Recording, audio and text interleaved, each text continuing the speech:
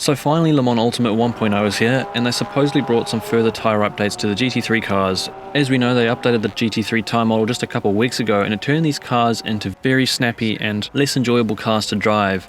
The idea of the update was to bring the tyres a bit closer to real life and stop the abuse of slip angle coming out of turns using extra rotation where you shouldn't really be able to gain lap time. So they've made further adjustments in this update to kind of go a step backwards to make the cars a little bit more lenient and a bit more enjoyable to drive. Now in this video we're going to be taking a quick look at exactly how much the tyres have changed, because I was curious, and to be honest there wasn't a huge amount in the update notes, but one thing that I did see is that the balance of the car has been shifted a bit more rearward.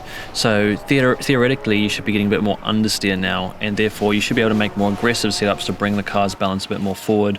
So my first thought was to take the Ferrari GT3 car and push it around Spa, because the last time I did it on the previous update it was extremely snappy, and especially when you carried a little bit too much speed into a turn it would just unforgivably snap and you would not be able to catch it. So here's an example of me just pushing the Ferrari around Spa, really trying to find where the limit was. And I think one thing that became pretty evident quite quickly was that you had to be a lot more patient to get on throttle, especially in this turn right here. I felt that it just was a little bit more reluctant to turn in, and then on throttle it really just wanted to push out wide. It was very understeery on throttle.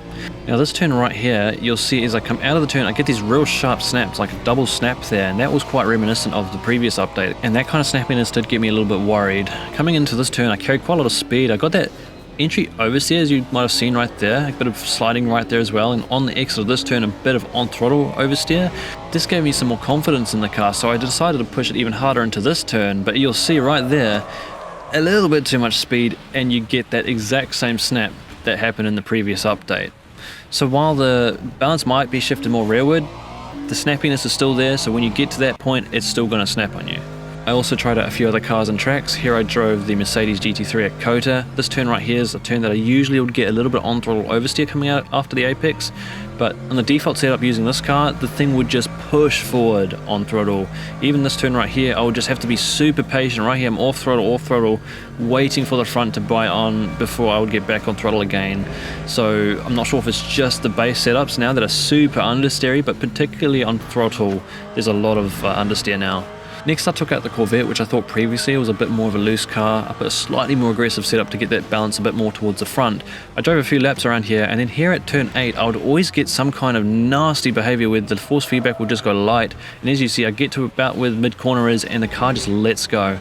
Here's another case, I've carried a little bit of extra speed in, but as soon as I get to the apex, start going up the hill, the car just snaps. It's really hard to feel it coming. Again, we're going to get about mid-turn and it just starts to let go.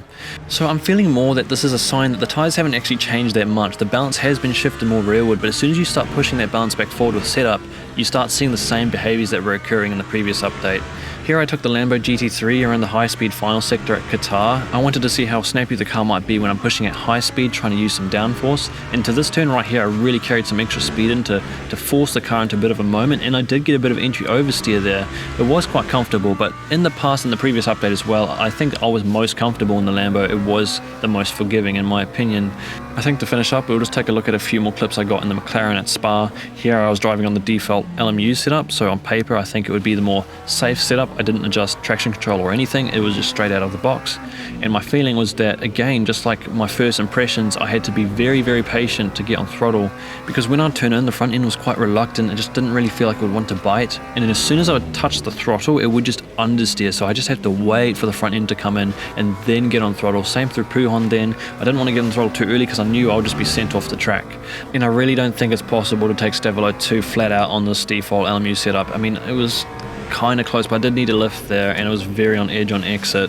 This time I was on the default Coach Dave setup, which was definitely a bit more pointy on the front end. I could push it a bit harder, get a bit more rotation through the turns, but I was still noticing the trend of having to be a bit more patient to get on throttle, because I think previously I would get on throttle fairly early and use that throttle just to rotate the car out of the turn, but when I get on throttle the way I would before, it would just understeer. And finally, here's an example where I just pushed a little bit too hard into Pujon and it just snaps. You can't catch that. So you really need to know where the limit is, otherwise you will just snap and it will become uncatchable. It was just like before in that case. So balance might be a little bit more rearward. Tyres are almost the same as they were though. I do think for the most part that people are going to be enjoying these a lot more than before now, because especially with the fixed setups, they're a lot more stable and it's much harder to force them to that point where they do snap. They are a bit more, in my opinion, frustrating because they are quite understeery, so you have to be more patient to get them around the track now. But I think you're going to have less chance of spinning them out. I mentioned this in my last tyre related video, but I still believe that the transition between understeer, neutral steer and oversteer, all those states of grip, the transition between them is just way too sharp and snappy. You'll very quickly snap between understeer to oversteer or neutral steer to just an oversteer really quickly, and it's not fun, it's horrible when you experience it, and it doesn't feel natural or believable really. So in my opinion, this is still an area where they need to work on. And I'm very curious for when these tyre updates come to the LMP2 and the hypercars, because I did give the hypercars another go recently and they do slide around quite a wee bit, kind of like these GT3 cars used to, because they still are on the old tyre model. So it's going to be interesting when those updates do come, because that's going to be the new talking point, how snappy and hard to drive the hypercars are going to be. But until then, I think that's this video done. I hope you've enjoyed it, and thank you all for watching, and we'll see you again soon.